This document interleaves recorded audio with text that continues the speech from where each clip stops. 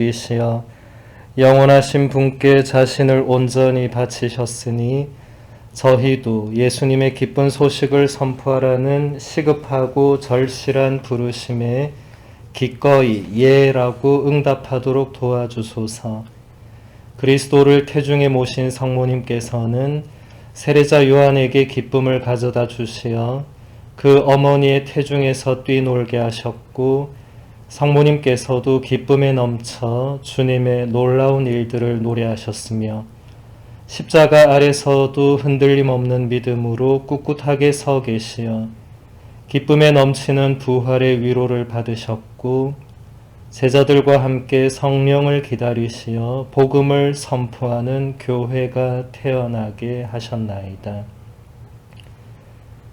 부활의 새로운 열정을 저희에게 주시어 죽음을 이기는 생명의 복음을 모든 이에게 전하게 하시고, 새로운 길을 찾는 거룩한 용기를 주시어 결코 사라지지 않을 아름다움의 은총이 모든 사람에게 다다를 수 있게 하소서.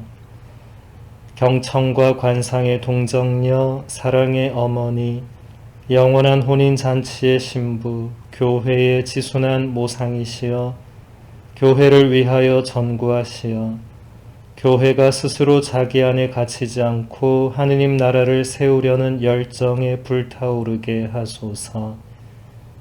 새로운 복음화의 별이시여 친교와 봉사, 관대하고 열렬한 믿음, 정의와 가난한 이들을 위한 사랑에서 빛나는 증인이 되도록 저희를 도우시어 복음의 기쁨이 땅끝까지 다다라 그 빛이 온 세상을 두루 비추게 하소서. 살아있는 복음의 어머니, 작은 이들을 위한 기쁨의 샘이시여 저희를 위하여 빌어주소서. 아멘.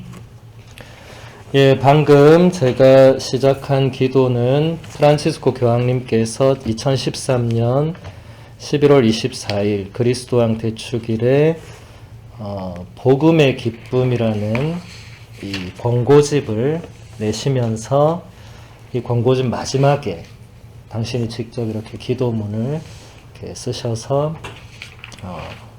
수록해 놓은 것입니다. 이 책이 프란시스코 교황님의 비공식적인 첫 번째 문헌이 됩니다. 예. 원래 첫 번째 책이 있어요. 신앙의 빛이라고. 제가 지난번 어느 팀인지 지금 기억은 안 나네요. 피정 강의를 했는데 신앙의 빛으로. 예, 그 책은 사실 베네딕토 교황님이 이 믿음에 관한 이거를 이제 문헌을 거의 다 만드시고 베네딕토 교황님이 갑자기 사임을 하셨잖아요. 예, 그래서 그 책을 세상에 못 이렇게 반포를 못하고 물러나시는 바람에 이제 프란치스코 교황님이 이 교황 책상에 딱 가보니까 그게 뜨기에 있는 거예요. 초안인 거예요, 초안.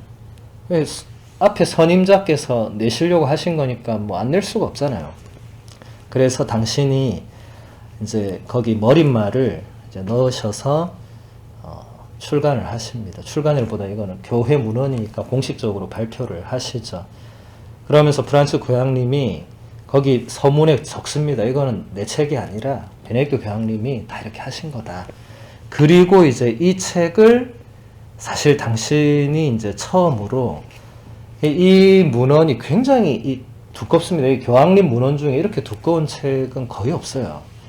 이 문헌이 지금 뭐 8년이란 세월이 흘렀지만 여전히 지금도 프란치스코 교황님의 그 모든 이 사목 방향을 다 담고 있는 이 엄청난 책입니다. 하나 정도는 여러분들이 가지고 계시면서 이 책은 지금도 수많은 신자들이 뭐 훈화집이나 뭐 개인 영적 독서 이렇게 쓰긴 쓰는데, 저도 이상하게 이때까지 강의 많이 했지만 이 책으로는 이상하게 강의할 기회가 오지 않았어요. 근데 이번에 우리 오늘 이 팀을 시작으로 내일 피정팀도 있고 지금 연달아 있는데 한 3팀에 걸쳐서 이것을, 왜냐면 이거를 한 피정에 다 볼 수가 없어요. 너무 내용이 많고 우리가 봐야 될 부분들이 너무 많아서 좀 길게 한 3번, 만약에 모자람 4번까지 지금 피정은 뭐 계속 잡혀있기 때문에 아무튼 계속 연달아서 여러분들이 들으시게 될 겁니다. 프란치스코 교황님은 여러분들에게도 특별한 분이시겠지만 저에게는 개인적으로 굉장히 특별한 분이에요. 왜냐하면 제가 로마에 유학 갔을 때가 2011년 1월이었는데 그때 베네딕토 교황님 계셨어요. 그래서 로마에 가서 이제 살았으니까 베네딕토 교황님도 자주 봤죠. 근데 어느 날 갑자기 그분이 물러나시고 이제 이분이 된 거예요. 그러니까 저는 정말 운이 좋게도 직접 두 교황님을 다 보고 듣고 살은 거예요. 예. 그리고 2013년이면 제가 유학 3년 차니까 가장 유학 생활이 힘들고 어려운 때였습니다. 그 3년을 넘겨야 되거든요. 이 3년이 고비거든요. 거기서 보통 이제 짐 싸서 집에 가거나 그걸 넘기면 이제 끝까지 가는 건데 딱 그 고비에 저도 매일 짐을 언제 싸나 이러고 이제 주교님한테 편지를 언제 쓰나 이 고민을 하는데 갑자기 베네딕토 교황님이 물러나셨어요. 그래서 그때만 해도 그게 제 인생에 뭐 그렇게 큰 일이 있겠나 좀 그땐 전 세계가 놀랬잖아요. 교황님이 갑자기 물러나는 일은 원래 없었으니까. 그래서 뭐 누가 될지도 몰랐고 누가 되든 뭐 나는 언제 이제 주교님한테 들어간다는 말을 하나 이것만 계속 고민하고 있는 찰나에 이제 이분이 되셨어요. 이분이 되시고 뭐 저하고 별 상관이 없다고 생각했는데 이상하게 그때부터 이제 이분이 저에게 엄청난 영향을 주기 시작했습니다. 왜냐하면 교황님은 공식적으로 이제 모든 것을 이태리어로 말씀하시는데 앞에 베네딕토 교황님은 일단 독일 사람이어서 이태리어가 능숙하지 못하셨고 또 워낙 내용이 어려워서 이태리 사람들도 듣고 잘 이해를 못했어요. 저게 무슨 말이지 하고 자기들끼리도 막 포위할 정도였어요. 근데 이분은 뭐 아시는지 모르겠지만 이분은 아버지가 이태리 사람이었습니다. 이분 이민자입니다. 이태리 사람이 아르헨티나까지 이민을 가서 이분은 아르헨티나 사람이지만 이태리어를 스페인어 그러니까 이분은 스페인어가 모국어지만 이태리어도 아버지 어머니가 이제 이태리를 쓰시니까 그냥 쓰는 거죠. 그리고 이분은 베네딕토 교황님과 좀 스타일이 다르시기 때문에 이렇게 어렵게 뭘 얘기를 안 하세요. 베네딕토 교황님도 뭐 일부러 어렵게 사람들한테 말한 건 아니시고 그분은 워낙 학자니까 학문적 언어를 많이 쓰셨고 이분은 오랜 세월 목자로 사셨으니까 이 목자의 언어로 말을 하는 거예요. 지금도 그렇지만. 근데 마침 제가 이제 그때 이태리 이제 3년쯤 될 때니까 이제 이게 귀에 들어오는 거예요, 이게. 교황님께서 직접 말씀하실 때 제가 자주 가서 들을 기회가 많았는데 들리는 거예요. 근데 그냥 들리는 게 아니라 이분의 말씀이 죽어가는 저를 막 생기를 불어넣는 거예요. 짐 싸려던 저를 말리고 막 이분이 뭐 전혀 제가 짐 쌀 거라고 생각도 안 하셨겠지만 그냥 이분은 한 말씀 하시는데 그게 저한테 이렇게 확 들어오고 그래서 이게 교황님이 전 세계 모든 신자들의 어떻게 보면 가장 어른 영적 지도자시잖아요. 네, 근데 우리가 사실 직접적으로 교황님께 가르침을 받는 게 이제 다 이런 식으로 받는데 저는 어쨌든 운 좋게도 그 자리에 로마에 살았기 때문에 제 남은 유학 기간 내내 거의 5년 가까이 프란치스코 교황님의 이 말씀을 들으면서 제가 굉장히 영적으로 성장을 하게 됐습니다. 그래서 제가 이분의 문헌은 나오는 대로 전부 다 읽고 굉장히 연구를 하고 이제 신자들에게 강의를 하고 그만큼 제가 이분에게 영향을 많이 받은 거죠. 물론 지금도 받고 있고. 그래서 여러분들과 함께 이 프란치스코 교황님이 되시고 나서 어떻게 이 세상을 복음의 기쁨으로 이끌어 드릴 것인가, 우리 신자들은 뭘 해야 되는가, 이런 거를 여기서 아주 깊고 상세하게 말씀을 하시는데 같이 이제 보도록 하겠습니다. 1항에서 교황님은 이렇게 말씀하십니다. 복음의 기쁨은 예수님을 만나는 모든 사람의 마음과 삶을 가득 채워줍니다. 예수님께서 주시는 구원을 받아들이는 사람들은 죄와 슬픔, 내적 공허와 외로움에서 벗어나게 됩니다. 예수 그리스도와 함께 있는 기쁨이 끊임없이 새로 생겨납니다. 뭐든지 처음에 말씀하시는 게 모든 걸 거의 다 말해주는데, 교황님께서는 여기서 기쁨을 계속 얘기를 하세요. 기쁨. 예. 그러니까 복음을 받아들인 사람, 예수 그리스도를 만난 사람은 이 죄와 슬픔, 내적 공허와 외로움에 빠져 살 수가 없다. 예. 근데 반대로 말해서 만약 여러분들이 지금 살아가는데 어떤 죄와 슬픔, 내적 공허와 외로움 안에 있다면 아직 복음의 기쁨을 누리지 못하고 산다는 거죠. 아직 예수 그리스도를 만난 기쁨을 체험하지 못했거나 발견하지 못하고 그냥 신앙생활하고 그냥 살아간다는 표시가 되겠죠. 그죠? 예수 그리스도와 함께 있는 기쁨은 끊임없이 새롭게 생겨나는 거라고 하십니다.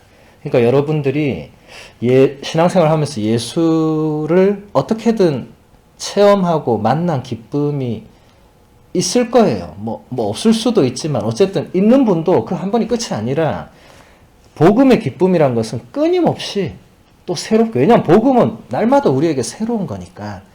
여러분 복음서는 정해졌지만 그게 그냥 똑같은 게 아닙니다. 매번 우리에게 새로운 뭔가를 줍니다. 근데 그게 근본적으로 기쁨이라는 겁니다. 이 항에서 교황님은 이렇게 말씀하십니다. 오늘날 세상의 가장 큰 위험은 온갖 극심한 소비주의와 더불어 개인주의적 불행입니다. 이는 안일하고 탐욕스러운 마음과 피상적인 쾌락에 대한 집착과 고립된 정신에서 생겨나고 있습니다. 내적인 생활이 자기 자신의 이해와 관심에만 갇혀 있을 때 더 이상 다른 사람들을 위한 자리가 없어서 가난한 이들이 들어오지 못합니다. 하느님의 목소리를 더 이상 들을 수 없고 그분 사랑의 고요한 기쁨을 느끼지 못하며 선행을 하고자 하는 열정도 식어버립니다. 이것은 신앙인들에게도 매우 현실적인 위험입니다. 많은 사람이 이런 위험에 빠져서 삶을 잃어버리고 불만과 분노에 가득 찬 사람으로 바뀌어가고 있습니다. 교황님의 이 현실 진단이 대단히 놀랍지 않습니까? 저는 가끔씩 이런 거 보면 저 높은 자리에 있는 분이 이런 걸 어떻게 세세하게 잘 알지? 이런 건 저 같은 신부들이 막 여러분들 만나면서 참 이렇게 어렵구나 이렇게 돼야 되는데, 그러니까 이 교황님도 출발은 사제였잖아요. 예. 사제에서 보좌주교에서 대주교에서 교구장에서 추경에서 교황님까지 쭉 이렇게 순서대로 이렇게 올라가신 분인데, 다행히 옛날에 이렇게 아르헨티나에서 사제로 주교로 사실 때 이 사람들을 만났던 그 경험들, 감각들을 이분은 다 기억을 하고 계시더라고요. 그것을 굉장히 활용을 잘 하시고, 하나하나씩 살펴보면 교황님이 진단하는 지금 세상의 가장 큰 위험은 일단 소비주의다. 사람들이 뭐든지 소비로 다 해결하려고 하는, 이게 굉장히 위험한 거다. 여러분 이게 위험하다고 생각 잘 안 해보셨죠? 왜냐하면 남들 다 그렇게 사니까. 근데 남들 다 산다고 나도 따라가는 순간 같이 위험에 빠지는 겁니다. 그리고 개인적인 불행이다. 특히 오늘날 이 잘 사는 나라들 보면 개인적으로 불행한 사람 너무 많잖아요. 우울증에 빠져서 헤어나지 못한 사람들 너무 많잖아요. 삶이 그 자체가 그냥 불만이고 뭔가가 행복하지가 못하다고. 여러분 오히려 가난한 나라 가보면 가난한 나라 사람들 되게 행복하게 살아요. 진짜 뭐 없는데도 그냥 행복해요. 근데 이래 있는 사람들은 행복하지가 않아요. 이 교황님은 이것을 이 시대의 가장 큰 위험이라고 진단을 하고 계시고, 이게 어디서 나오는 거냐? 안일하고 탐욕스러운 마음, 또 피상적인 쾌락과 집착, 피상적인 쾌락에 대한 집착, 그리고 고립된 정신, 이 세 가지에서 이 위험들이 나온다. 굉장히 심리적으로도 이건 깊이 있는 통찰이죠. 예. 우리가 때로는 경험하는 마음들이죠. 안일하고 탐욕스러운 마음, 피상적인 쾌락에 대한 집착, 고립된 정신. 이런 게 뭐 가끔 와서 스쳐 지나가면 괜찮지만, 이런 것에 이제 하나라도 이제 빠져들기 시작하면 위험에 빠지는 거다, 이게. 예. 이렇게 될 때 그 결과는 일단 하느님의 목소리, 하느님의 음성을 더 이상 들을 수 없다. 그리고 하느님 사랑의 고요한 기쁨을 느끼지 못한다. 그리고 선행을 하고자 하는 열정이 식어버린다. 세 가지 원인의 세 가지 결과까지 교황님이 말씀을 하시고, 근데 이것은 신앙인에게도 일어날 수 있는 대단히 위험한 현실이다. 그러니까 이것도 반대로 말하면, 내가 지금 신앙생활을 하고 있는데 하느님의 음성을 더 이상 들을 수 없고 하느님 사랑의 기쁨을 별로 느끼지 못하고 뭔가 선행을 하고자 하는 열정이 별로 식은 것 같다면 이미 나도 교황님이 말씀하신 이 위험 상태에 있다고 보시면 됩니다. 예, 본인이 잘 못 느낄지라도 그렇습니다.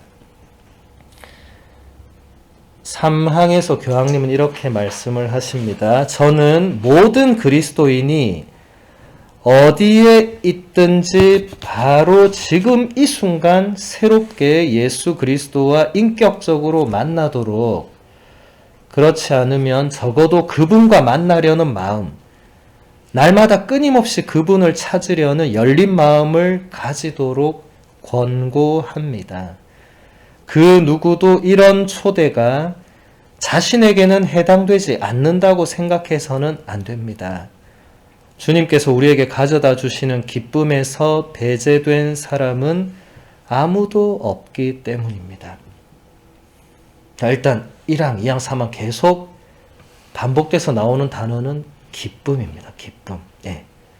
주님께서, 그러니까 예수님께서 혹은 하느님께서 우리에게 주시는 그런 기쁨이 있는데 거기서 배제된 사람은 없다. 아무리 큰 죄인이라도, 아무리 하느님을 멀리하는 사람이라도, 믿지 않는 사람이라도, 아무리 몇십 년 냉담한 사람이라도 하느님께서 주시는 기쁨에서 배제되진 않는다. 본인이 찾지 않을 뿐이지 배제되진 않는다. 그리고 교황님은 모든 우리 그리스도교 신자들이 지금 이 순간 새롭게 예수 그리스도와 만나도록 그런 마음을 가지시면 좋겠다고 권고한다. 그러니까 여러분, 우리는 항상 지금 이 순간밖에 살지를 못하죠. 여러분, 과거나 미래는 우리가 살 수 있는 게 아닙니다. 과거는 이미 살은 거고 미래는 오지도 않았으니까 지금밖에 못 살아. 그런데 지금을 그냥 살지 말고 적어도 예수님과 좀 만나려는 최소한 그런 마음을 좀 가지고 살자. 수많은 신자들이 신부님 저는 더 이상 성당 안 나가요. 나 이제 뭐 예수님 안 믿어요.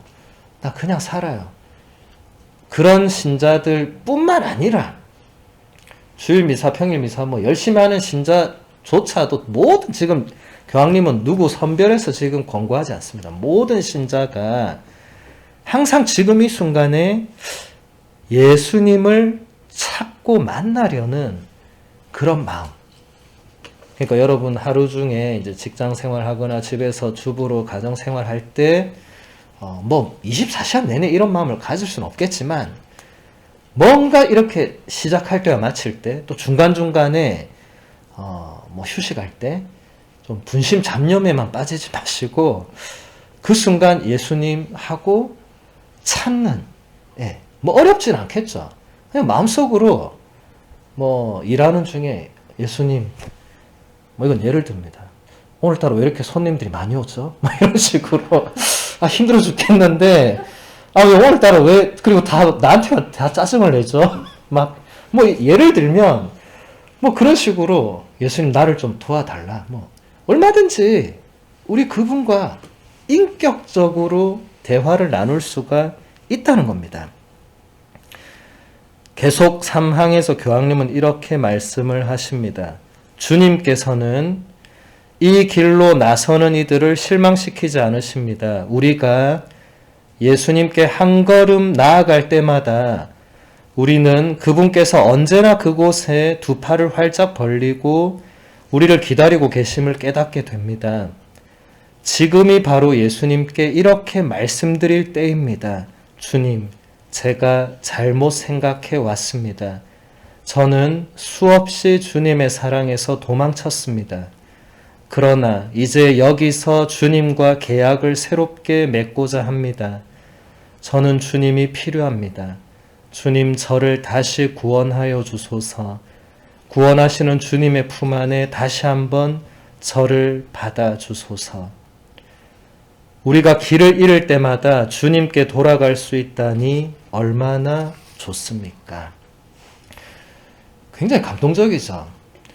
굉장히 인간적이고, 교회 공식 문헌에 이런 자유 개인 기도가 들어가는 거는 처음 있는 일이에요.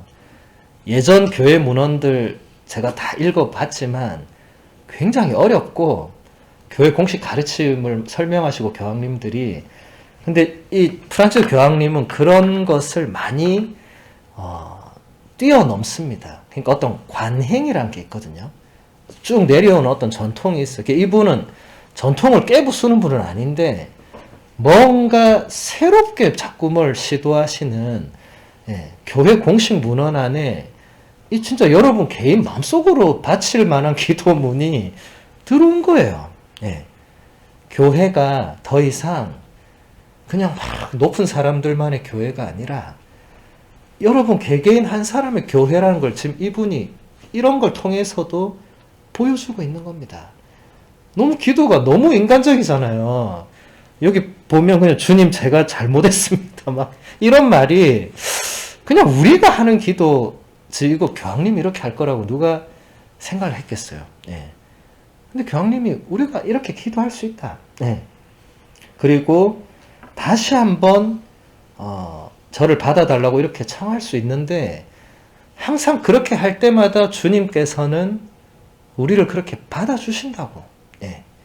이 맥락을 교황님은 처음부터 계속 얘기를 하세요. 이어서 또 보면 교황님이 이렇게 아직 3항입니다. 3항이 굉장히 중요합니다. 하느님께서는 우리를 용서하시는데 결코 지치지 않으십니다. 오히려 우리가 하느님의 자비를 청하는 데에 지쳐버립니다. 그리스도께서는 우리에게 다른 사람들을 77번 용서하라고 말씀하시고 몸소 모범을 보여주셨습니다. 예수님께서는 우리를 77번 용서하십니다. 그분께서는 매번 우리를 당신 어깨에 짊어지십니다. 이 무한하고 확고한 사랑으로 우리가 받은 존엄은 그 누구도 빼앗아 갈 수 없습니다. 예수님께서는 결코 실망시키지 않으시고 언제나 우리의 기쁨을 되찾아 주시는 온유함으로 우리가 고개를 들고 다시 시작할 수 있도록 이끌어 주십니다. 예수님의 부활에서 도망가지 맙시다. 무슨 일이 있어도 결코 포기하지 맙시다. 또 기쁨이 나오고 있습니다. 하느님께서 우리를 용서하시는데 결코 지치지 않으신다. 오히려 우리가 하느님의 자비를 청하는데 지쳐 있다는 말씀은 프란치스코 교황님이 교황으로 선출되시고 그 첫 번째 그 즉위 미사라고 하죠. 교황으로서 공식적으로 미사를 드리실 때 강론을 하시는데 전 세계가 그 강론을 주목합니다. 왜냐하면 거기서 이 새 교황이 앞으로 어떤 거를 얘기하시고 하는 게 첫 강론에서 거의 다 윤곽이 드러나거든요. 근데 첫 강론에서 가장 핵심 문장이 바로 이거였어요. 하느님께서는 우리를 용서하는데 결코 지치지 않는 분이라고. 오히려 우리가 하느님의 용서를 청하는 데에 우리가 지쳐 있다고. 청하면 되는데 우리가 이제 하도 죄를 지으니까 청하다 그냥 어느 날 포기하는 거예요. 아, 이제 나는 더 이상 안 된다고. 예. 그분은 청하면 그래 하는 분인데 이제 우리가 나 이제 안 청해. 난 자신을 포기해. 우리가 이러고 있는다는 거예요. 예. 끊임없이 청하라는 거예요. 이 엄청난 메시지였습니다. 교황님은 처음부터 이 하느님의 자비, 예. 그래서 이분이 지난 2016년에 자비의 특별 희년까지 하셨잖아요. 한 해 전체를 하느님의 자비를 기리면서 보냈잖아요. 우리가 여러분 기억나실지 모르겠지만 5년 전에 자비의 문 막 들어가고 막 했었잖아요. 그죠? 예. 이미 처음부터 교황님은 하느님의 이 무한한 용서, 자비, 사랑을 모든 사람들에게 선포를 하신 거죠. 그래서 여러분들에게 도망가지 말라고. 예. 예수님에게서 도망가지 마라. 그리고 무슨 일이 있어도 포기하지 마라. 뭘 포기하지 말라는 거예요? 자신을 포기하지 말라고. 아무리 죄 짓고 막 비참한 해도 포기하지 말라고. 왜? 하느님께서 우리를 포기하지 않으시는데 왜 우리가 스스로를 그렇게 포기하냐. 예. 그리고 옆 사람도 포기하지 말라고. 우리 자주 잘하잖아. 저 사람 안 된다고. 그렇게 하지 말자는 겁니다. 예. 하느님이 저 사람을 포기하지 않고 버리지 않으시는데 왜 우리가 그 사람을 포기하고 버려서는 안 된다는 거죠. 사항에서 교황님은 이렇게 말씀하십니다. 스바니아 예언자는 하느님께서 구원의 기쁨이 넘치는 잔치 한가운데에 당신 백성과 함께 계신다고 말합니다. 스바니아서의 다음 구절을 다시 읽으니 제 마음이 벅차오릅니다. 주 너의 하느님, 승리의 용사께서 너의 한가운데에 계시다. 그분께서 너를 두고 기뻐하며 즐거워하신다. 당신 사랑으로 너를 새롭게 해주시고 너 때문에 환성을 올리며 기뻐하시리라. 이는 우리가 소소한 일상 안에서 날마다 느끼는 기쁨이며 우리 하느님 아버지의 사랑이 가득한 다음과 같은 초대에 응답하는 것과 같습니다. 얘야, 네가 가진 모든 것으로 자신을 잘 보살피고 주님께 합당한 제물을 드려라. 그날의 행복을 마다하지 마라. 이 말씀 속에 얼마나 온유한 아버지의 사랑이 배어 있습니까? 사항도 기쁨. 예. 근데 여기서는 그 기쁨을 구체적으로 구약의 스바니아서의 한 말씀. 하느님께서 너를 두고 기뻐하신다. 이게 성가도 이 구절로 성가가 있어요. 개신교 아마 생활 성가였던 것 같은데 제가 예전에 신학생 때 이 젊은이들, 이 성서 공부하는 젊은이들이 이제 성성부 끝나면 연수를 해요. 뭐 창세기 연수, 뭐 탈출기 연수, 뭐 어른들도 하고. 신학생 때 제가 그걸 따라갔는데 거기서 이 찬양을 제가 처음 접했어요. 예.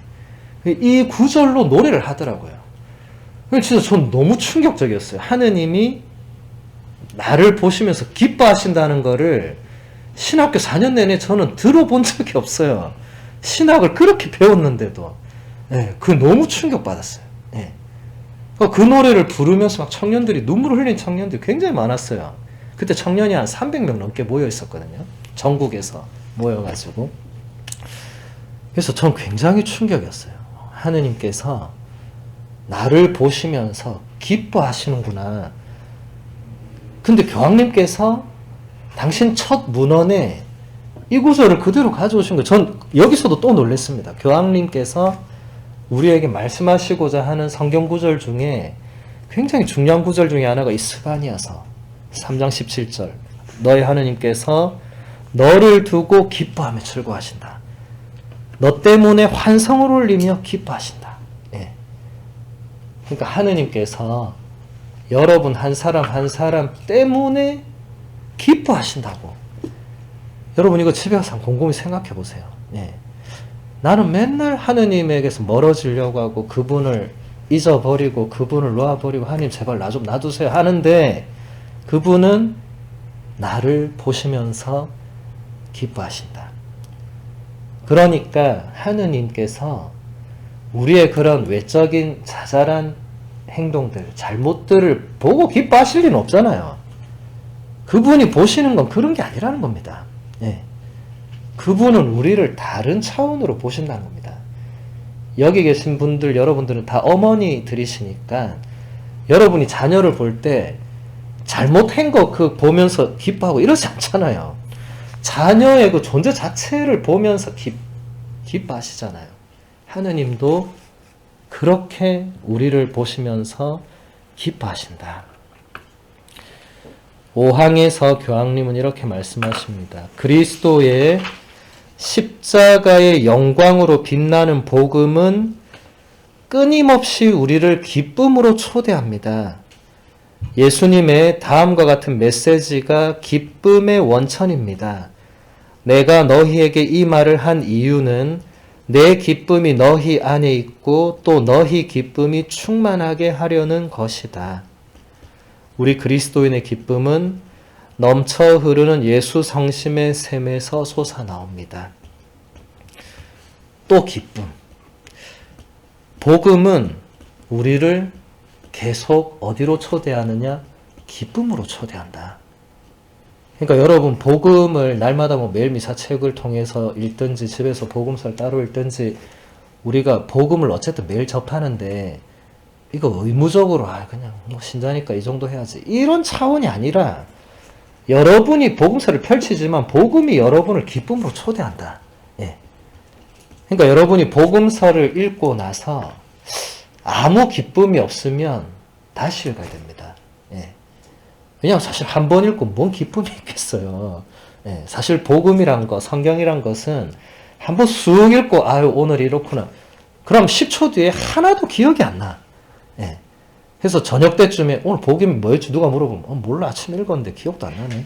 이렇게 되는 거예요. 그건 아닙니다. 그런 책이 아니에요. 성경과 복음은. 예. 복음은 우리를 기쁘게 하는 겁니다. 그러니까 여러분들이 복음서를 읽고 그것을 이제 하루 동안 묵상을 해야 되는데 묵상 안에서 뭔가 이 말씀 이런 거였구나 하면 그게 기쁨입니다. 예. 여러분 하나님 말씀의 뜻을 뭔가 알아들으면 기쁘잖아요. 내가 오늘 뭔가 깨달았어. 기쁘잖아요. 예. 여러분 지금 교황님 말씀하신 기쁨은 여러분들의 감각적인 감정적인 기쁨이 아닙니다. 좀 다른 차원으로 말씀하시는 거예요. 내면에서 뭔가 솟아오르는 그런 기쁨. 네. 우리가 이번 이 복음의 기쁨을 통해 배워야 되는 기쁨입니다. 6항에서 교황님은 이렇게 말씀하십니다. 부활 시기 없이 사순 시기만 살아가는 것처럼 보이는 그리스도인들이 있습니다. 물론 기쁨이란 삶의 모든 순간에 특히 가장 힘든 때에도 똑같이 경험할 수 있는 것이 아님을 저는 잘 알고 있습니다. 기쁨은 상황에 따라 변하지만 한 줄기 빛으로라도 언제나 우리 곁에 있습니다. 이것은 끝없이 사랑받고 있다는 개인적인 확신에서 생겨납니다. 저는 큰 고통을 견뎌야 하는 사람들의 슬픔을 이해합니다. 그러나 신앙의 기쁨이 더디지만 분명하게 드러나지는 않지만 확고한 신념으로서 극심한 비탄 속에서도 서서히 되살아나도록 해야 합니다. 당신께서 이 몸을 평화 밖으로 내치시어 저는 행복을 잊었습니다. 하지만 이것을 내 마음에 새겨 나는 희망하네. 주님의 자애는 다함이 없고 그분의 자비는 끝이 없어 아침마다 새롭다네. 당신의 신의는 크기도 합니다. 주님의 구원을 잠자코 기다림이 좋다네. 교황님이 인용하신 성경구절은 구약 성경의 애가는 말 그대로 비탄의 노래입니다. 예. 하느님께로부터 뭔가 버려졌다고. 예. 더 이상 하느님의 이 자비를 체험할 수 없다고 이스라엘 백성들이 언제 그런 걸 느꼈어요? 바빌론 유배 때. 예. 그때 이 애가를 쓰게 됩니다. 예. 근데 보면, 여기서도 보면 이 행복을 잊었지만 그래도 주님의 자애는 다음이 없고 그분의 자비는 끝이 없어서 늘 새롭기 때문에 우리가 희망할 수 있다고. 애가의 결론은 그냥 우리 비탄만 하자 이게 아닙니다. 예. 물론 우리 죄 때문에 하느님 마음을 아프게 해드린 것 때문에 우리가 슬퍼야 되는 건 맞지만 그럼에도 불구하고 하느님의 그 끝없는 사랑, 자비, 용서를 믿고 희망을 해야 된다. 교황님이 앞에서도 지금 말씀을 하시잖아요. 기쁨이 매번 우리가 느낄 수는 없지만 한 줄기 빛으로라도 언제나 우리 곁에 기쁨은 있다. 기쁨의 요소는 있다. 이게 어디 있냐? 사람들이 물을 거 아니에요. 그게 어디 있어요? 교황님이 이렇게 얘기하는 거예요. 끝없이 내가 하느님께 사랑받고 있다는 그 확신을 놓지 마라. 그러면 아무리 내가 비참하고 아무리 내가 어려운 상황에, 나쁜 말이라 내 가족이나 하여튼 누군가 내 주위에 나를 슬프게 만들고 고통스럽게 만드는 그런 게 오더라도 그래도 나는 하나님께 사랑받고 있다. 그렇게 되뇌이라는 겁니다. 그러면 그래도 한 줄기 기쁨의 빛이 솟아난다는 거죠. 그래, 맞아. 내가 지금 비록 이렇게 힘들지만 하느님은 나를 버리시는 분은 아니야. 네. 나는 하나님 사랑받는 딸이야. 그래서 난 다시 일어날 수 있다. 이렇게 그 개인적인 이제 내면의 어떤 작업들이 이루어지겠지만 어쨌든 신앙의 기쁨이 이 확고한 신념으로 이게 살아나도록 해야 된다. 7항에서 교황님은 이렇게 말씀을 하십니다. 때때로 많은 조건이 갖추어져야만 행복할 수 있기라도 한 것처럼 우리는 핑계와 불평거리를 찾으려는 유혹을 받습니다. 왜냐하면 기술 사회가 쾌락의 기회를 증대시켜 왔지만 기쁨을 낳기는 매우 어렵기 때문입니다. 제가 지금껏 살아오면서 겪은 가장 아름답고 자연스러운 기쁨은 가진 것 없는 매우 가난한 이들의 기쁨이라고 말씀드릴 수 있습니다. 또 기쁨을 지금 얘기하시는데 우리는 어떤 조건이 갖춰져야만 행복할 수 있다고 생각하면서 그 조건이 지금 안 갖춰졌기 때문에 이 불평, 불만을 계속 한다는 거예요. 예. 이 사회가 우리를 그렇게 만들어가고 그래서 점점 그런 사회 분위기 안에서는 기쁨을 찾기가 대단히 어려운데 교황님이 이 지금까지 살아오시면서 이제 80년, 이때도 이미 거의 80살 다 되셨을 때니까 가장 아름다운 기쁨, 가장 자연스러운 기쁨은 가진 것 없는 그 가난한 사람들이 누리고 있는 그 기쁨. 교황님은 아르헨티나의 그 가난한 사람들과 늘 같이 계셨어요. 여러분 교황님을 영화로 만든 영화들 몇 개 있는데 다 보시면 다 실제 교황님이 아르헨티나에서 그 가난한 사람들 곁에서 늘 같이 계시고 미사하시고 방문하시고 교황님 아르헨티나에서 무조건 대중교통만 타고 다니시고 그랬거든요. 예, 실제로 그랬습니다. 영화에 나오지만 영화의 한 장면이 아니라 아르헨티나 사람들이 다 알고 있을 정도였어요. 저 주교님 혹은 저 주경님은 항상 대중교통만 타고 항상 가난한 사람들 만나러 다니시고 한다고. 그 안에서 교황님이 그 가난한 사람들 안에서 발견하신 기쁨이 80년 인생을 살아오면서 교황님이 느낀 가장 아름다운 기쁨이다. 이 부유한 사회, 이 자본주의 사회가 그런 기쁨을 준 적이 없다는 거죠. 네. 가난한 사람들이 기쁨을 가르쳐 줬다는 겁니다. 저도 가난한 나라 인도를 제가 예전에 가서 한 달 정도 그 캘커타, 그 성녀 마더 데레사의 그 사랑의 선교 수녀회에 제가 한 달 동안 살면서 거기서 봉사활동 같은 걸 했는데, 캘커타는 인도에서도 또 가장 또 빈민들이 또 사는 곳인데, 그냥 길거리에 그냥 빈민들이 그냥 널려 있어요. 예. 길을 안 보고 가면 사람 밟을 정도로 그냥 사람이 막 가난하게 비참하게 사는데, 그분들 표정을 보면 적어도 나보단 다 밝았어. 예. 그래서 저는 그것도 충격이었어요. 제가 도와주러 갔는데, 제가 그분들 위해서 봉사하러 갔는데, 나는 표정이 밝지 않고, 그분들은 그냥 밝아요. 아침에 딱 눈을 마주치면 먼저 인사하는 것도 그분들이고, 뭔가 좀, 저는 그때도 굉장히 그게 좀 신선한 충격이었어요. 왜 내가 기뻐야 되는데, 저분들이 훨씬 기쁘고, 오히려 한 달 뒤에는 제가 그분들에게 기쁨을 많이 배워갔죠.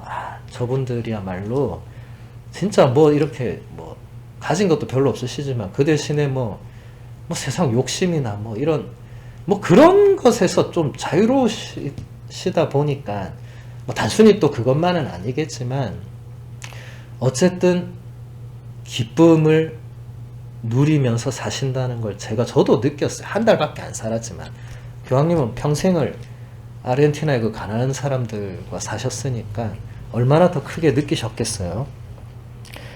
또 7항에서 교황님 이런 말씀도 하십니다. 저는 또한 직업적으로 중요한 임무를 다하면서도 너그럽고 단순하며 믿는 마음을 지닌 사람들의 진정한 기쁨을 떠올립니다. 이 모든 기쁨은 예수 그리스도 안에서 당신 자신을 드러내신 하느님의 무한한 사랑의 샘에서 다양한 방식으로 흘러나옵니다. 저는 우리를 복음의 핵심으로 인도하시는 베네딕토 16세 교황님의 말씀을 결코 지침 없이 거듭 말씀드립니다. 그리스도인이 된다는 것은 윤리적 선택이나 고결한 생각의 결과가 아니라 삶의 새로운 시야와 결정적인 방향을 제시하는 한 사건, 한 사람을 만나는 것입니다. 이게 베네딕토 16세 교황님의 첫 번째 회칙, 하느님은 사랑이십니다. 제가 아까 얘기했죠. 교황님들의 그 첫 번째 문헌, 이런 거 대단히 중요하다고. 베네딕토 교황님이 됐을 때 모든 분들이 첫 번째 문헌을 과연 뭘 쓰실까? 저분은 가장 뛰어난 신학자셨기 때문에 정말 궁금해했어요. 예. 다들 예상한 게 신학의 가장 핵심 주제, 뭐 깊이 있는 거를 다룰 줄 알았는데 의외의 주제가 나와. 하나님이 사랑이시라고. 깜짝 놀랐습니다. 그 책도 여러분들이 꼭 한 번은 읽어보시면 좋을 거예요. 복음의 기쁨과 더불어 하나님 사랑이십니다도 제가 뭐 예전에 이미 강의한 것도 다 있지만 꼭 한 번은 읽어보시면 좋겠고, 거기서 이 결정적 문장이 지금 교황님이 다시 인용한 이겁니다. 그리스도인이 된다는 것은 윤리적인 선택이나 고결한 생각의 결과가 아니라 우리 삶의 새로운 시야와 결정적인 방향을 제시하는 한 사건, 한 사람을 만나는 것이다. 누구를 말하는 거죠?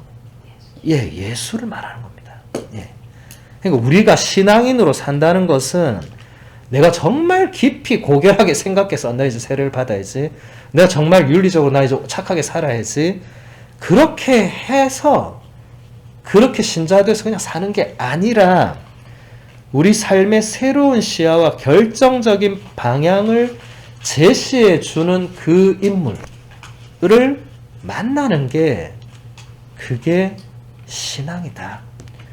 그리고 그분 안에서 끊임없이 기쁨의 이유, 기쁨의 원천이 나온다는 겁니다.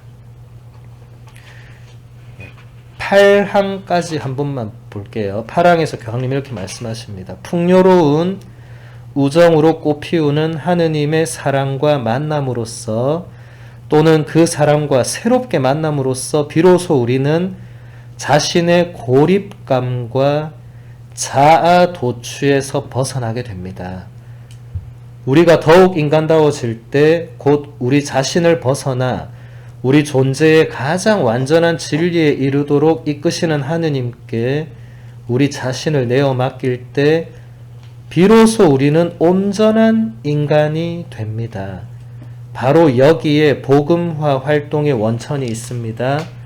따라서 삶의 의미를 되찾아주는 사랑을 받았는데 어떻게 이 사랑을 다른 사람들과 나누지 않을 수 있겠습니까?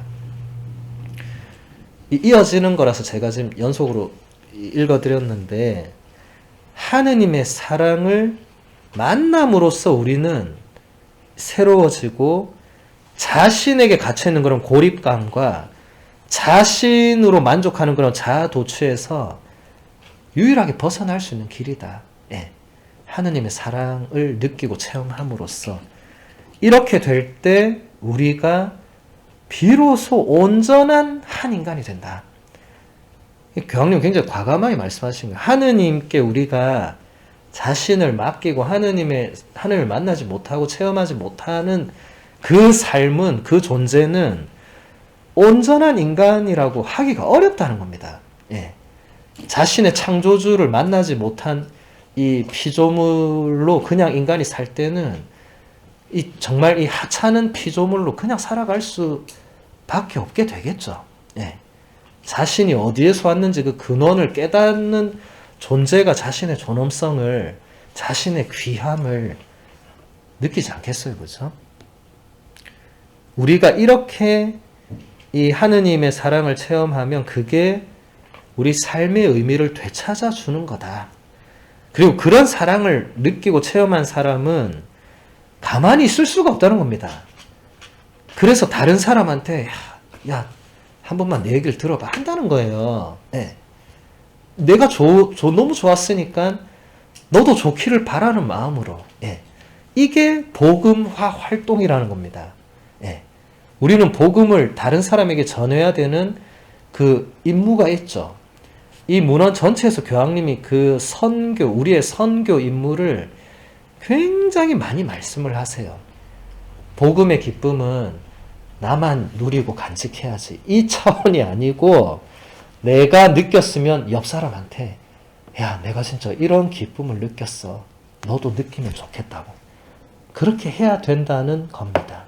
우리도 그렇게 복음의 기쁨을 전하는 사람들이 되어야 한다. 라는 겁니다. 1강의는 여기서 마무리하겠습니다. 영광이 성부와 성자와 성령께